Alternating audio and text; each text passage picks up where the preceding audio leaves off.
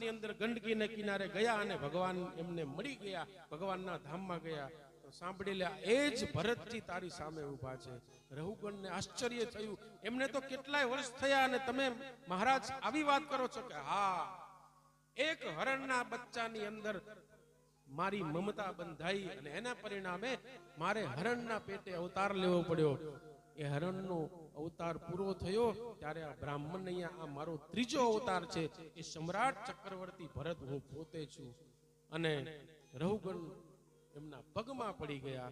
આખી કથા સાંભળી અને પછી ભરતજીએ રહુગણને સત્સંગ આપ્યો છે, સત્સંગ કરાવ્યો છે. અને હે રાજા, કહ્યું છે કે તમે સત્સંગમાં જાઓ, ગમે એટલું દાન કરો, પરંતુ જ્યાં સુધી કોઈ સંતના ચરણની રજ તમારા મસ્તક ઉપર પડતી નથી ત્યાં સુધી હે રાજા તમારું ભાગ્ય નહીં બને.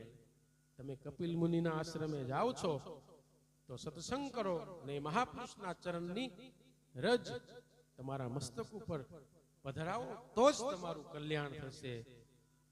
બેનોડીએ મને ભાગ્ય રે મળ્યો મહાપુરુષનો સંગ. મીરાબાઈએ એક જગ્યાએ લખ્યું છે, સંત ચરણ રજ ઉડી ઉડી પડે મારે અંગ, બેનુડી મને ભાગ્ય રે મળ્યો સાધુ પુરુષનો સંગ.